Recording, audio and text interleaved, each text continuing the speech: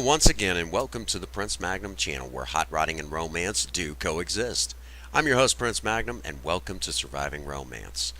This episode of Surviving Romance is technically for those of us who are getting home late and trying to get in something for Valentine's Day. Now, this is going to look like it takes a long time, but it's probably only going to take you about a half an hour at worst. Okay, let's not beat around the bush. Let's get underway. Right now, you see me cutting up an onion, and I'm not going to explain into great detail, but basically, as you see me doing it, that's what you need to be doing, okay? And do me a favor, fingertips are not great additives to go along in any cooking recipe, so keep your fingers out of the way. All right, first and foremost, we're going to be making a tomato sauce, and it's going to be a variation on the Alton Brown recipe from the TV show Good Eats that you can find on the Food Network. There's going to be some differences between his recipe and mine, but, that's one of the beauties of what we do here on Surviving Romance. It's your food. Do what you want. All right. In a second, we're also going to cut away, and you're going to see an ingredients list of some other things that you're going to need.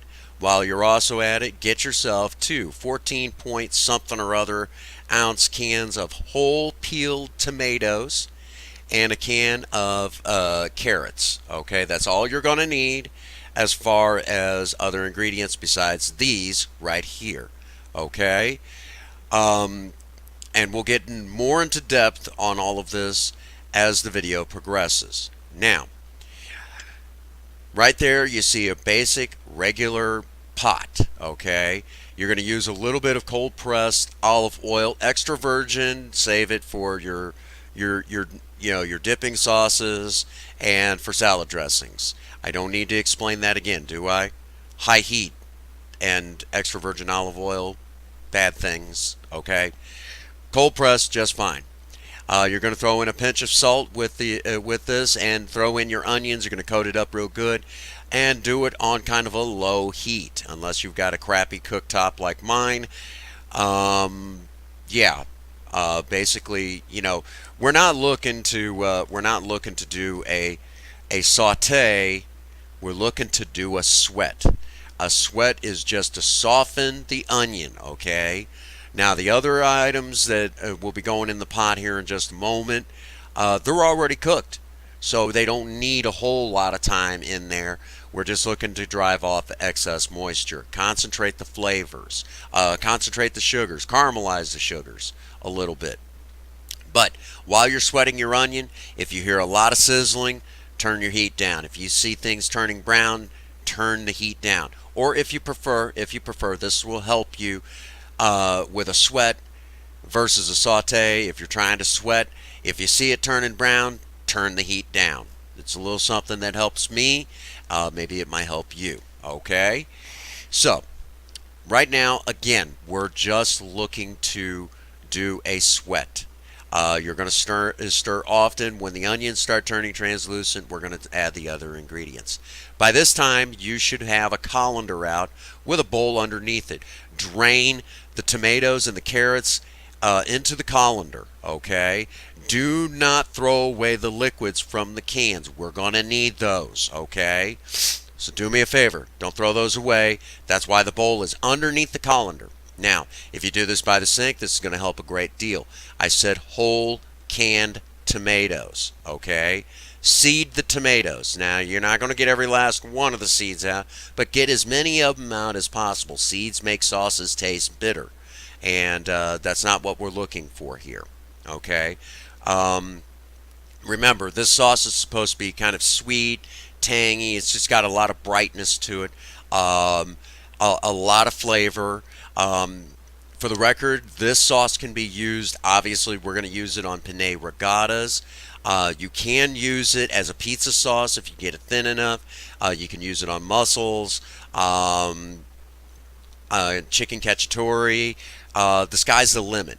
Basically, if it needs a tomato sauce, this will do the job. I've even heard that it would work well for like pot roast. Okay, I haven't tried that yet, but maybe we'll try that and make it an episode. All right. So uh, right now, that's actually what's happening. Is I'm seeding tomatoes as this video is progressing. Okay. Now, if now would also be an excellent time if you haven't done so. Get your broiler turned on to high. Okay, if you look in the kind of in the background behind that pot, you'll see a baking dish. Now, this is where it also again starts varying from the Alton Brown recipe. Basically, he uses a roasting pan. I used a baking dish. Will both work? Yeah, it might take a little bit longer than the roasting pan, but it will still do the job. As a matter of fact, he was actually doing the ingredients that you see being done on the cooktop right here. He was doing that in a roasting pan over two burners. I found that was a little bit of a headache in my case. That's why I went with the pot. Okay, that's just me. It's up to you. You can use his version or you can use mine or come up with your own. And if you come up with your own, be sure to leave it in the comments box below and tell me how you did it. Okay, either way will work out just fine. Again, the objective of this is to drive off excess moisture, which is exactly what we're doing. But we're going to do even more of that. Okay, and the other thing is I want to get that a little bit of that oil in there, kind of coat everything up real good, and that sort of thing. Okay. Now, some of you might be asking, well, why can't I do this without the oil? Well, the oil helps transfer heat better than water. And again, I don't need to tell all of you that water is a great solvent. It's great for a lot of things, but you know the cold pressed olive oil is perfect, and I mean absolutely perfect for also bringing on flavor. And again, if you're using olive oil, that's a heart healthy oil, okay? But if you do decide to use butter, just know that the calorie count is going to get higher, okay? And proper portioning will be in need by then, all right? Now at this point, the you see that the broiler is raring to go, okay? Now something else that I'm going to also talk about. If your oven's like my oven, it'll cycle on, it'll cycle on and off, so you'll get temperature spikes. Do me a favor. See how it's propped open like that in this shot? You're going to be doing that. When the veggies go in, you're also going to put some sort of oven protection on. For God's sakes, use protection when you do this. And you're going to slide it in there, and you're going to basically stir every now and again, okay? There's the reserve liquids I was talking about. We'll get to that here in a second. Basically, all of the ingredients that I showed before, the sugar, the spices, all of that goes in. You're going to crank the heat up on high. All right. What are we doing there? Well, that's the flavor pack, if you will. We're going to turn this into a concentrated syrup, which you're going to see more and more of that later on. And you'll understand why we're driving off as much moisture as possible as the video progresses. Again, this is going to make an awesome tomato sauce for just about anything you could shake shake a stick at. Now, right now I'm filling a pot, getting ready to cook some penne regatta noodles. You could also use rotini. You can use any shaped pasta you really want. Shoot, even shells would work. However, please do me a favor. Do not do this with spaghetti. I understand in this country, spaghetti and tomato sauce is synonymous. That's just kind of the way it is. Please don't do that. That's not true Italian cooking. Go with a shaped pasta. All right. You see how the pot is now really glowing? I mean, basically, I'm trying to drive off moisture there. You're going to reduce this to about half, okay? About half. He goes down a lot more than that. I don't think that's necessary. But again, this is where his recipe and my recipe varies a little bit, okay? It's totally up to you what you want to do. And for the record, no tomato sauce is going to be exactly the same as the one that you made before, or maybe the next batch that you make. Okay? But shoot, we got miles to go, tons of footage to go on. Okay, and now you're all seeing why I needed a whole lot of cooktop surface area. So we've got the banana regattas going, got the syrup going, and right there in the oven, got the vegetables going. Okay, see the glove protection. You see me reach in, give it a stir. About every 5 minutes is just fine. Every 5 minutes is more than enough. More if you feel necessary, but basically when you start seeing things, it's one of those things. When the veggies start breaking down, you know you're in the zone. Okay. Basically, when you stir and you kind of see things breaking apart, and you're done. Okay. Going beyond that, if you like burnt offerings, I guess. I mean, whatever, you know. Also, here in a moment, we don't have a regular blender here. We've kind of got one of those 7-in-1 hand devices. You'll see where this really shines for about, actually, it was a 12-in-1 device, and for $7. You'll see that in a minute. All right. Basically, this is starting to wind down, okay? The noodles are, there goes the noodles in. Basically, rolling boil. Do me a favor. We're not gonna smash it under a table leg or whatever. You know what good pasta should taste like. Taste your pasta, okay? That should take about 7 to 8 minutes, depending on temperature and all that other stuff. Blah blah blah. Okay. All right. Let's see.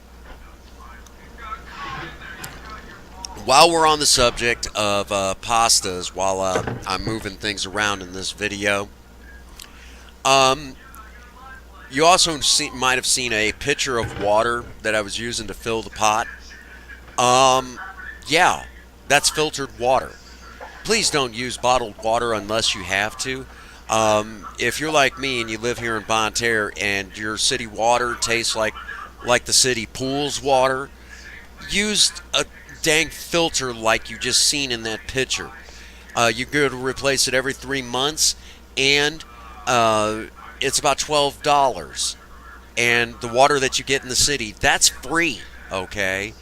And it's less stressful on the landfills, okay? Let's be green here, okay? Let's be a little bit greener here. I don't think I need to really beat that into everybody's heads, but sometimes it's worth mentioning. Right now, I'm using my 7-in-1, well, my 12-in-1 device for $7, and it basically allows me to blend. It's kind of got its own little blender device in there. It's a hand crank, but if you don't have a blender and you don't have a device like this, one of your metal potato mashers will work just fine. You just got to work with it a little bit. That's all. I mean, you know, go to a thrift store. They've got them there. Like $2, okay? Best tool you'll ever have. Best mashed potatoes.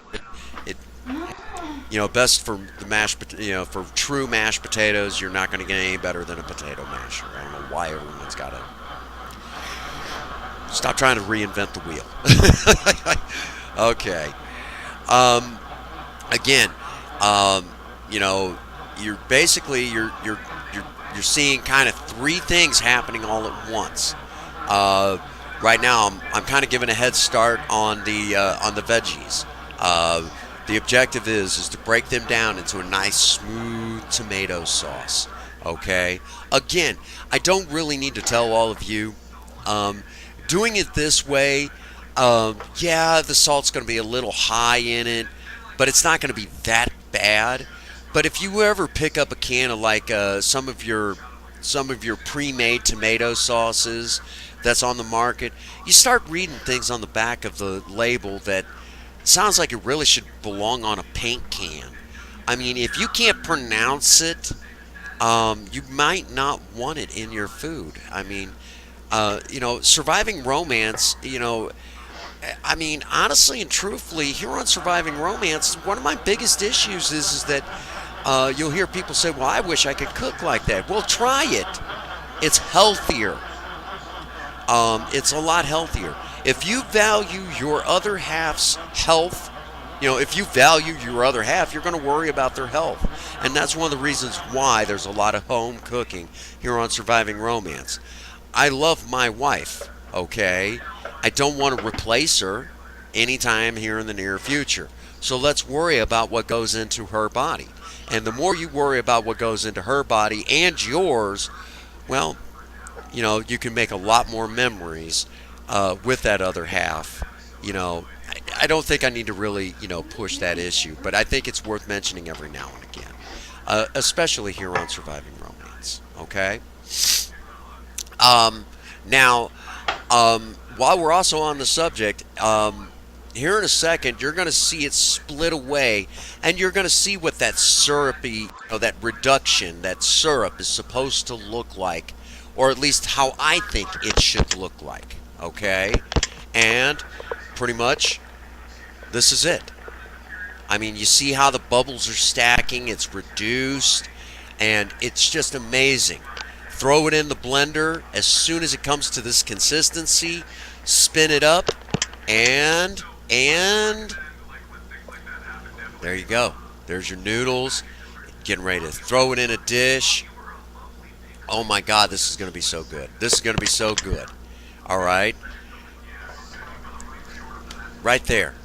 Ingredients starting to go together. Look at this. Nice, thick, rich, sweet, tangy, just all sorts of spices in there. And you'll see where this tool really shines. It's even got a salad spinner in it. Oh my God, I love the fact that it's got a salad spinner.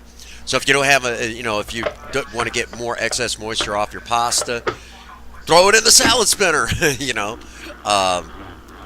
just one of those things.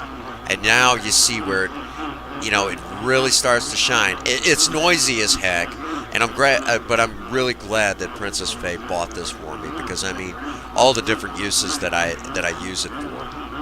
I think I've even used it to make salad dressing too. Pretty neat if you ask me. But for $7, it does an amazing job. I've even made hummus with it. yeah, I've made hummus.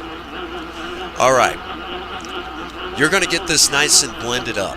Okay, everything's already in there. Sauce is pretty well, sauces together. Again, if you don't have a blender, or if you don't have a food processor, or you don't have one of these little devices, a potato masher will work just fine. Just fine. What should your tomato sauce look like? Well, it should look just like this. That's it. And here's what it should look like going on your pasta. Absolutely a fantastic dish, made simple and cheap. That brings us to the end of this video. I hope you all enjoyed it. So, as usual, if you like this, be sure to leave a like and be sure to hit that subscribe button. Hit the bell icon, you'll be notified every time we upload a brand new video. And for all of you out there, get out there and work on a project.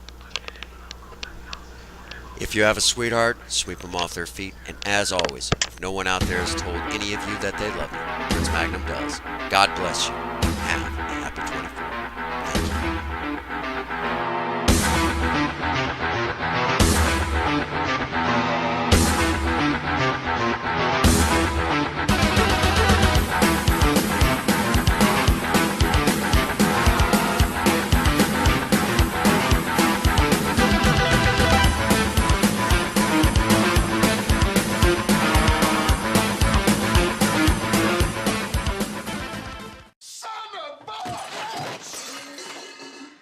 You done messed up, Aaron. Now take your ass on down to Oshag Hennessy's office right now and tell him exactly what you did. Get out of my goddamn classroom before I break my foot off in your ass. Insubordinate and churlish.